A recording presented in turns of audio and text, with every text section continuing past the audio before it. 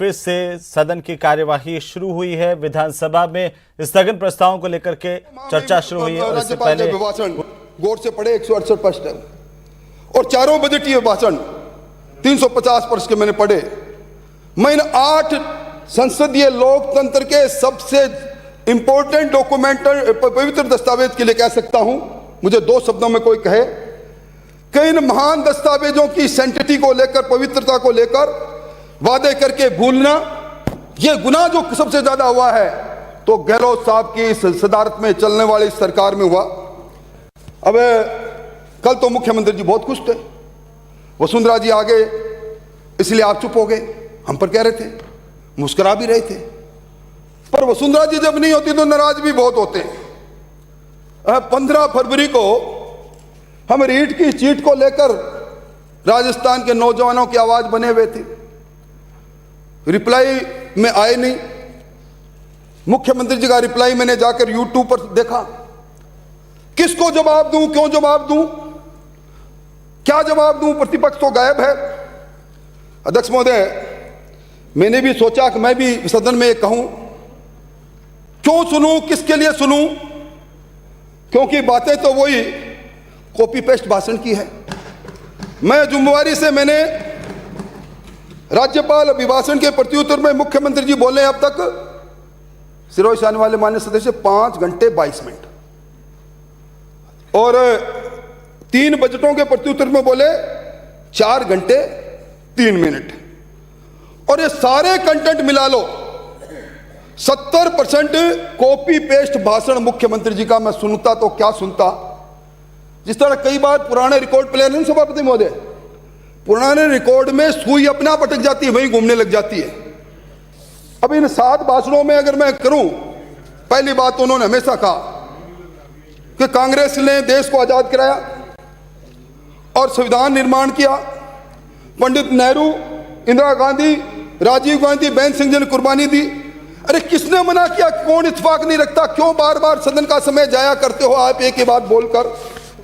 फिर उन्होंने हर अपने भाषण के अंदर रिफाइनरी की बात कही, 26% रिफाइनरी का हिस्सा कैसे हुआ उसकी बात कही। फिर 5 वर्ष रिफाइनरी विलंब कर दी, हम पर आरोप लगाया। और फिर सभापति महोदय वो अध्यक्ष जी को देखकर वो भीलवाड़ा का मेमू केस क्या हो गया, क्या आप तो न जाने क्या हो गया, उसकी चर्चा आप उठा के देखे भाषण। मैं आपको प्रूव कर दूंगा। अरे एक जयपुर में हमेशा इस बार भी कह दिया, जयपुर का मेट्रो फेज 2 इसकी तो डीपीआर बना ही डालूंगा। वहां तक वो डीपीआर कौन से पीआर में चलेगी मुझे मालूम नहीं। और एक बांसवाड़ा डूंगरपुर रेलवे ट्रैक की चर्चा कर दी और एक 13 जिलों की ईआरसीपी की वो घोषणा जो प्रधानमंत्री जी ने कही।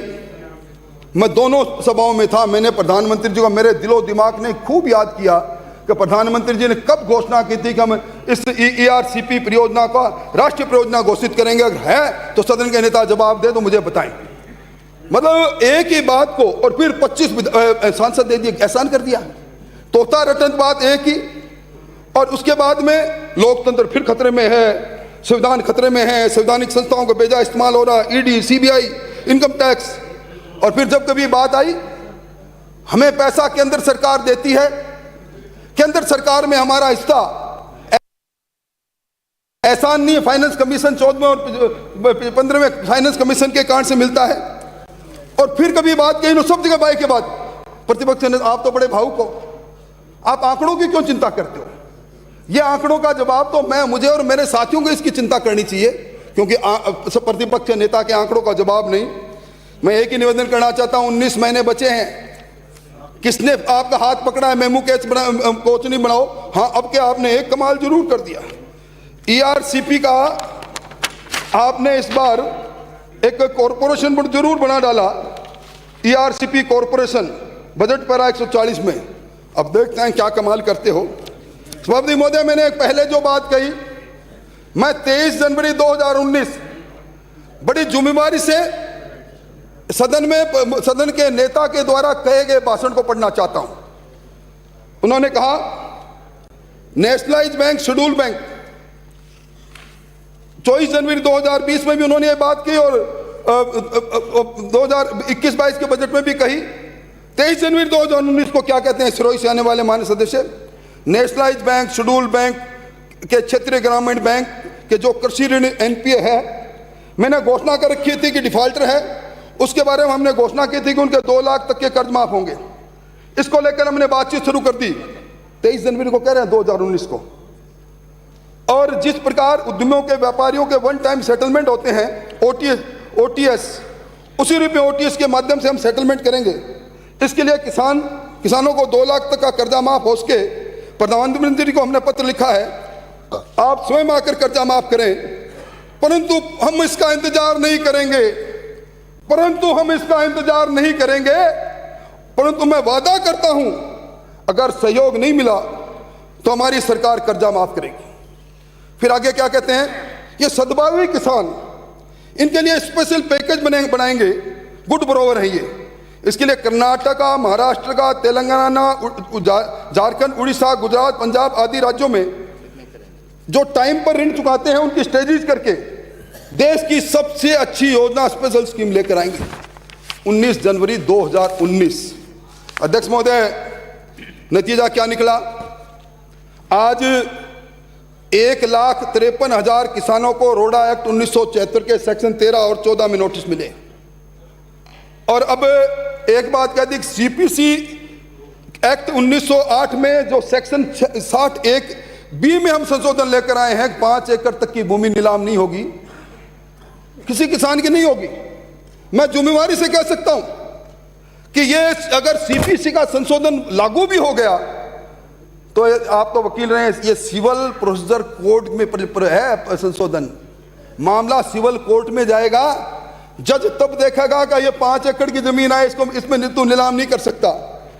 आप जब तक रोडा एक्ट 1974 में संशोधन नहीं करोगे और सहकारी अधिनियम 2009 में संशोधन नहीं करोगे, इन दोनों के अंदर आपने सिविल राइट दे रखे हैं, सिविल कोर्ट के राइट्स दे रखे हैं, जमीन नीलाम करने से कोई बचा नहीं पाएगा। और ये 30 नवंबर 2018 के 12 लाख किसान, इन पर 5,600 से ज्यादा लोन है। 2 लाख रुपए लोन लिया था, ब्याज चक्रवर्ती ब्याज आज 7-7.5 लाख हो गई। आपने उस समय, राहुल गांधी जी घोषणा कर रहे थे, तब उस समय संसदीय कार्य मंत्री जी का दाता पता नहीं था, पर वो मेरे मित्र नहीं है महेश जी, वो धीरे धीरे मैं देख रहा था उसमें यूं जा रहे थे। अरे कान में ये तो कह देते ना भाई ये कदर नहीं कर पाएंगे, पहले मोदी जी से पूछेंगे। आज राजस्थान का किसान करा रहा है। और मैं निवेदन करूं, आपने एक काम और किया, मैं सदन का ध्यान 2019-20 पैरा 7 और 8, इसमें जन घोषणा पत्र के लिए आपने क्या कहा कि जन घोषणा पत्र हमारी प्राथमिकता है, इसमें हमारी प्राथमिकताएं दर्ज है, इसमें सरकार की कार्य योजना है, इसको हमने अंग योजना का अंग बनाया है, इसको पूरा करने के लिए चरणबद्ध तरीके से दृढ़ निश्चय